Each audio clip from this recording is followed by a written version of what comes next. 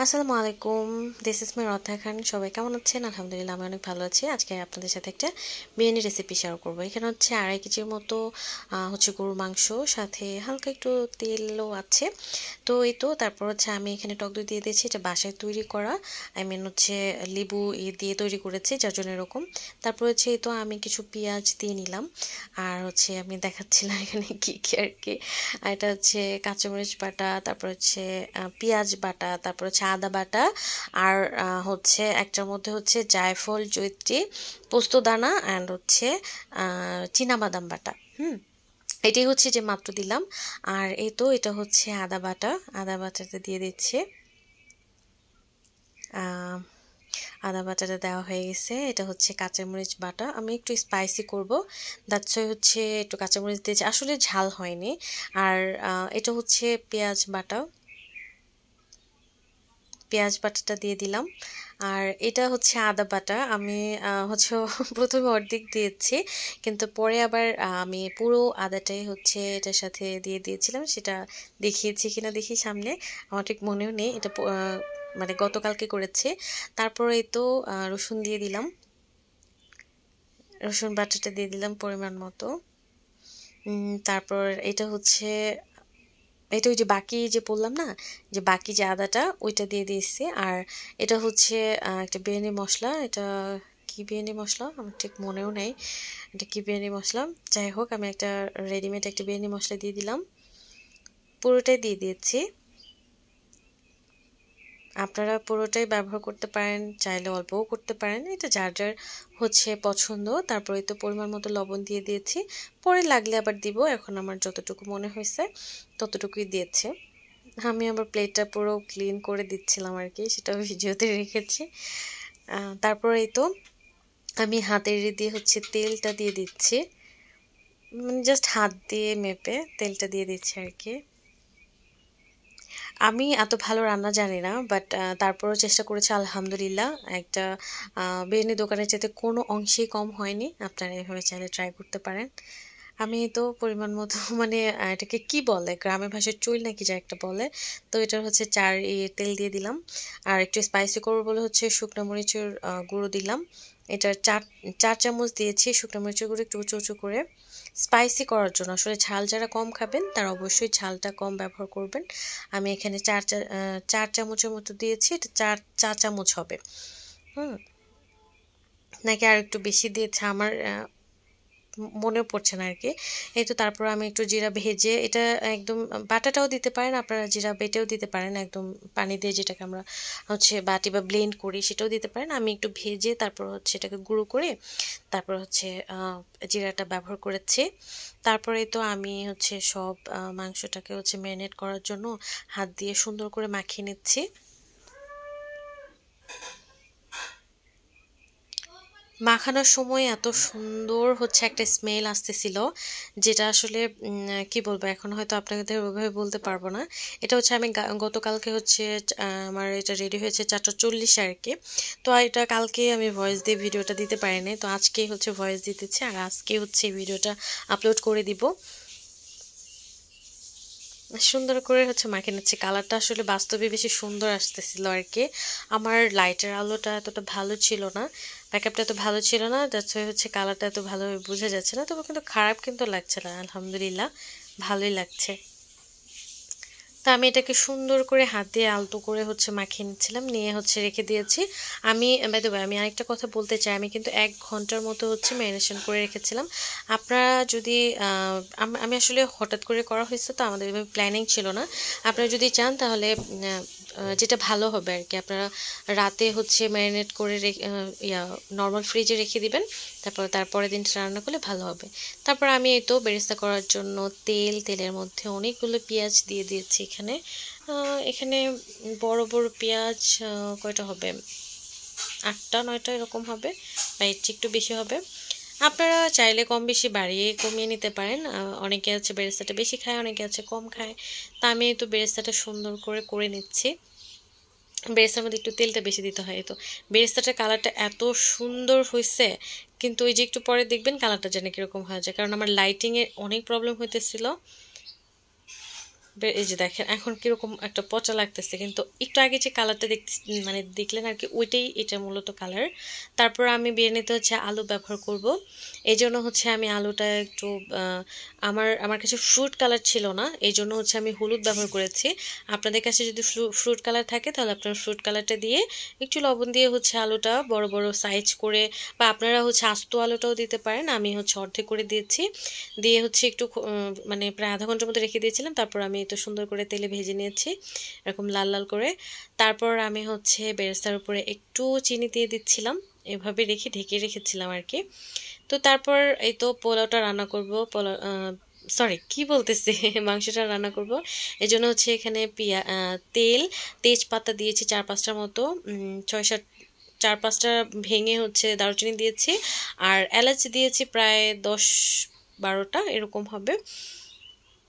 তারপরে এটা একটু হালকা আঁচে একটু আমি ভেজে নিয়েছি, ভেজে নিয়ে আমি তো মাংস যে ম্যারিনেট করে রেখেছিলাম, আমি 1 ঘন্টা করে রেখেছি। আপনারা যেভাবে রাখবেন সেটা তো আমি বলে দিলাম, আগের দিন রাতে করে রাখলে এটা আরও ভালো হবে। তো আমার আসলে যে বললাম না যে আমি আসলে তো আগে থেকে প্ল্যানিং ছিল না, হঠাৎ করে এটা রান্না করেছি। তো তারপরেই তো আমার ম্যারিনেট করা মাংসটা আমি হচ্ছে তেলের মধ্যে দিয়ে দিচ্ছি। এত সুন্দর একটা স্মেল আসতেছিল, আমি ঢেকে রেখেছিলাম আর কি মাংসটা, খুব সুন্দর একটা স্মেল আসতেছিল। এখানে কিন্তু আমি অনেক কিছুই দিইনি, এটা আমি বলবো, হ্যাঁ আমি লাস্টে বলবো যে আমি আসলে কি কি দিইনি। তারপরও আলহামদুলিল্লাহ কেউ খেয়ে বলতে পারবে না যে এই জিনিসগুলো দিইনি। আসলে কি আমরা যারা কি বলে, আমরা তো আসলে মানে বিক্রি করার জন্য রান্না করি না, নিজেরা খাওয়ার জন্য রান্না করি, দেখা যায় অনেক কিছু মিসিং থাকে, কিন্তু তারপরেও কিন্তু ওইটার অভাব মানে এ করেই কিন্তু আমরা হচ্ছে রান্নাটা কমপ্লিট করি। তারপর আলহামদুলিল্লাহ আলহামদুলিল্লাহ অনেক অনেক ভালো থাকে। আমরা হচ্ছে দেখা যায় যে অল্টার ওয়েটা ইউজ করি, যে এটা না আচ্ছা এটা দিয়ে কাজ চালিয়ে দিই এরকম। যেমন হচ্ছে যে একটু আগে আলুর কথাটা বললাম, এটা একটা ফ্রুট কালার দিয়ে ভাজলে আর একটু ভালো হতো, কিন্তু যেহেতু নেই সেহেতু আমি কি করলাম, হলুদ দিয়ে হচ্ছে আমি আলুটাকে ম্যারিনেট করে তারপর কিছুক্ষণ রেখে দিয়েছিলাম, তারপর আমি ভেজে নিয়েছি। তো এইটাই আসলে। তো তারপরে তো আমি মাংসটা সুন্দর করে কষিয়ে নিয়েছি প্রথমে, কষানোর পর হচ্ছে আমি পানি দিয়ে দিয়েছিলাম এটার মধ্যে মাংসটাকে সেদ্ধ করার জন্য। আমার এই তো মাংস অলমোস্ট ডান, মাংসটা খুব সুন্দর সফট হয়ে গিয়েছিল। মানে হচ্ছে আমি বলি এটা কতটুকু সফট হয়েছে, ধরেন যে এখন হচ্ছে 90% হয়ে গেছে বা 95% হয়ে গেছে, 5% হবে আমি যখন বিরিয়ানিটা হচ্ছে দমে রাখবো। তো এই তো আমি যে বেরেস্তাটার উপরে যে চিনি দিয়েছিলাম ওইটা আমি সুন্দর করে মেখে, তারপর হচ্ছে সরি সবটুকু আমি মাখিনি, ওইখান থেকে অর্ধেক হচ্ছে আমি মেখে হচ্ছে মাংসটা দিয়ে দিয়েছি, আর অর্ধেকটা রেখে দিয়েছি। আমি এই তো পোলাও রান্না করার জন্য তেল দিলাম, তারপর হচ্ছে দারুচিনি, তারপর হচ্ছে এলাচ, তারপর হচ্ছে তেজপাতা দিয়ে এটাকেও হালকা একটু আঁচে তারপর হচ্ছে এটাকে আমি একটু ভেজে নেই একটা স্মেল বের করার জন্য। অ্যান্ড দেন হচ্ছে আমি এখানে গরম পানি দিয়ে দিই। আরেকটা কথা বলি, গরম পানিতে কিন্তু আমার দুধ দেয়া আছে, আর যতটুকু চাল থাকবে আপনারা তার চাইতে একটু কম পানি দেওয়ার চেষ্টা করবেন, যেহেতু এটা দমে থাকবে পুরোপুরি হওয়ার প্রয়োজন নাই। তারপরেই তো আমি গোলমরিচ দিয়ে দিয়েছি, একটা স্টার এলাচ দিয়েছি, দিয়ে হচ্ছে আমি এই যে দেখেন এখানে আমি আরেকটা অল্টারনেটিভ জিনিস ব্যবহার করেছি, সেটা হচ্ছে এখানে হচ্ছে শাহি জিরা ব্যবহার করবেন আপনারা। আমি ভেবেছি আমার শাহি জিরা আছে, কিন্তু আমি পরে খুঁজে দেখি না শাহি জিরাটা নেই, এই জন্য আমি হচ্ছে এমনি জিরাটা ব্যবহার করেছি। তো এইটাই আর কি আমি বলতে চাচ্ছিলাম যে আমি হচ্ছে অল্টারনেটিভ মানে খুঁজেছি, যেটা নেই এটা দিয়ে চালিয়ে দিই এরকম। তো তারপরে তো আমি চালটা হচ্ছে ধুয়ে রেখেছিলাম, ধুয়ে প্রায় হচ্ছে 10-15 মিনিটের মতো রেখেছিলাম। ওই পানিটা থেকে একটু উঠিয়ে হচ্ছে একটু পানিটা করার জন্য রেখেছিলাম, ওখান থেকে চালটা দিয়ে দিয়েছি। তারপর এই তো আমার চাল মানে অলমোস্ট হচ্ছে হতে যাচ্ছে আর কি, পুরোপুরি হয়নি। এই পানিটা যখন শুকিয়ে যাবে তখন হচ্ছে আমি নামে ফেলছি। এই তো তারপর আমি তো লেয়ার লেয়ার করার জন্য হচ্ছে আমি পোলাওটাকে সুন্দর করে, এটা হচ্ছে আরেকটা পাতিল যেটাতে হচ্ছে আমি বিরিয়ানিটাকে লেয়ার করেছি। দেখেন মাংসের কালারটা এত সুন্দর হয়েছে, এত সুন্দর হয়েছে, মানে আমি আসলে নিজে রান্না করেছি বলেন আমি বলতেছি না, আসলেই সুন্দর হয়েছে। খারাপ হলে আমি নিজেই বলতাম, কারণ আমি আমার নিজের খারাপটা বলতে একটু দ্বিধাবোধ করি না। এটা আলহামদুলিল্লাহ আলহামদুলিল্লাহ অনেক অনেক ভালো হয়েছে, অনেক সুন্দর একটা কালার, এত সুন্দর একটা স্মেল আসতেছিল। তারপর দেখেন এখানে কিন্তু আরেকটা অল্টারনেটিভ, হ্যাঁ এটা অল্টারনেটিভ বলা চলে না, এটাও অনেকে ব্যবহার করে। আমি হচ্ছে এখানে দুধের মধ্যে জাফরানটা দিয়ে আমি ভিজে রেখেছিলাম অনেক 2-3 ঘন্টা আগে, করে রেখেছিলাম, যেটা আমি যে লেয়ারে দিয়ে দিচ্ছি। তারপরে তো বেরেস্তাটা দিয়ে দিচ্ছি, সুন্দর করে মানে ছড়িয়ে ছড়িয়ে সুন্দর করে দিয়ে দিচ্ছিলাম। তারপরে তো বাদাম দিচ্ছি, এখানে আরও কয়েক রকমের বাদাম আপনারা ব্যবহার করতে পারেন, আমি এখানে শুধু অ্যালমন্ড ব্যবহার করেছি। আর আমার কাছে কিশমিশটাও ছিল না বিশেষ করে, মানে কিশমিশ অল্প ছিল, সেটা বাটাতে মানে বেটে হচ্ছে ম্যারিনেশনে দিয়েছিলাম মাংসের ভেতরে। আর হচ্ছে কিছু কিশমিশ ছিল যেটা আমি বাদামের মধ্যে রেখেছি। তারপরে তো লাস্টে হচ্ছে আমি একটু কনডেন্স মিল্ক দিয়েছি, তারপর আবার লেয়ার করেছি। ও আচ্ছা, আরেকটা কথা আমি বলতে ভুলে গেছি, সেটা হচ্ছে আমি কিন্তু গোলমরিচের গুঁড়োটাও হচ্ছে এই লেয়ারে লেয়ারে হালকা করে ছোটো ছোটো চামচ দিয়ে দিয়ে দিয়েছি। তারপরে তো লেয়ারে হচ্ছে আমি আলুটা অ্যাড করতেছি। আলুগুলো দেখতেও ভীষণ সুন্দর লাগছিল, খুব খুব কালারফুল লাগছিল। তারপর আমি তো একটু বেরেস্তা দিয়ে দিলাম। তারপর আবার একই প্রসেসে হচ্ছে যে আমি আগে যে লেয়ারে যা যা দিয়েছি সেগুলো দিয়েছি, সেটা আর রেখে রাখিনি কারণ ভিডিওটা অনেক লম্বা হয়ে যাচ্ছে আর কি, এই জন্য। আর এটা হচ্ছে লাস্ট লেয়ার, লাস্ট লেয়ারে আমি সব কিছু দেখাচ্ছি। বাদামটা দিয়ে দিলাম, বেরেস্তাটা দিয়ে দিলাম, তারপরে তো আলুটা দিয়ে দিচ্ছি। আলু আমার দেওয়া শেষ, কমপ্লিট। তারপর হচ্ছে তো আমি সেই জাফরানের যে দুধটা, ওইটা আমি হচ্ছে মানে একটু করে করে দিয়ে ছড়িয়ে ছড়িয়ে দিচ্ছিলাম আর কি। কালারটা খুব সুন্দর আসছিল, আপনারা দেখতে পারবেন সামনে ইনশাল্লাহ। তো তারপরে তো আমি হচ্ছে গোলমরিচ গুঁড়োটা ছিটিয়ে দিচ্ছিলাম উপরে। তারপর আমি এখানে কনডেন্স মিল্ক দিয়েছি, সেই ভিডিওটা হয়তো আমার নেওয়া হয়নি। তারপরে তো আমি লেয়ারটা হচ্ছে করে চুলায় দিয়ে বসিয়ে দিয়েছিলাম, আটার একটা গোলা করে, সেটা হচ্ছে দিয়ে পুরোটা আটকে দিয়েছিলাম, উপরে যে ঢাকনা ছিল সেটা দিয়ে। আমার বিরিয়ানি তো আলহামদুলিল্লাহ রেডি হয়ে গেছে। আমি গোসল গোসল করে আস্তে আস্তে দেখি যে 40 মিনিট 1 ঘন্টার মতো আমি রেখেছিলাম, দমে রেখেছিলাম। দমে রাখার পরেই তো মাশাল্লাহ মাশাল্লাহ মাশাল্লাহ অনেক অনেক ভালো হয়েছে, অনেক সুন্দর দেখতে, অনেক ইয়ামি লাগতেছে দেখতে। আর দেখেন জাফরানের কালারটা কি যে সুন্দর লাগবে, একটু আমি উঠায় দেখাই। তো আমি উঠে দিয়েছিলাম, আসলে আমি ফ্রুট কালার ব্যবহার করি, তো কি হয়েছে, আমি কিন্তু এটাতে বিরিয়ানি সেন্ট ব্যবহার করি নাই, ফ্রুট কালার ব্যবহার করি না, গোলাপ জলও কিন্তু ব্যবহার করিনি। হ্যাঁ, তো দেখেন আপনারা যদি প্রথম থেকে হিসাব করেন কতগুলো জিনিস মিসিং আমার এটার মধ্যে, তারপরে কিন্তু আলহামদুলিল্লাহ কেউ বলতে পারবে না এই জিনিসটা আমি ব্যবহার করি নাই।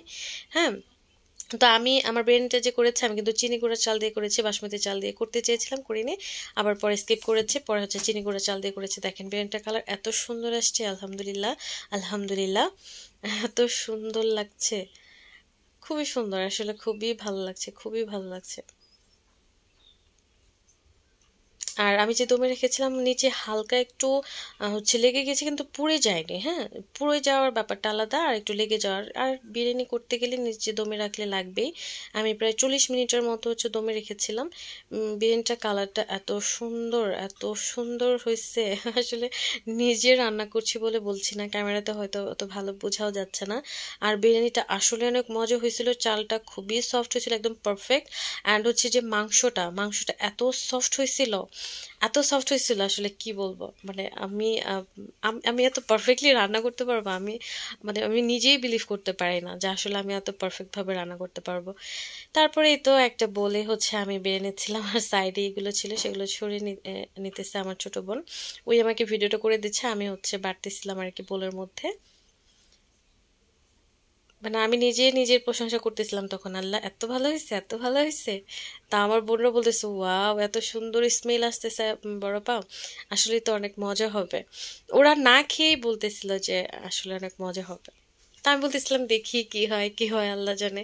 কালারটা খুব সুন্দর আসছে, স্মেলটাও খুব সুন্দর ছিল। তো পরে তো আমি সুন্দর করে হচ্ছে পুরো বোলটা ভরে নিয়েছিলাম বেড়ে বেড়ে। এই যে এটা হচ্ছে আমার আমার ইয়া আম্মা আম্মা বলতেছে এটার মধ্যে আমাকে একটু দে, আমি একটু খাবো। পরে আমি বলছি আচ্ছা ঠিক আছে খাও নাও। পরে ওইটা আমার ছোট বোন দেখি ভিডিওতে রেখেছে, আমি ওইটা আপনাদের সাথে শেয়ার করলাম। আম্মা বলতেছে তুই বাড়ার আগে আমাকে একটু দে না, আমি একটু খাই দেখি কেমন হয়েছে। তা আম্মাকে অলরেডি একটু দিয়েছে, আম্মা এটা খাচ্ছে, আমি এই তো পুরো বোলটাকে ভর্তি করে নিচ্ছিলাম সুন্দর করে।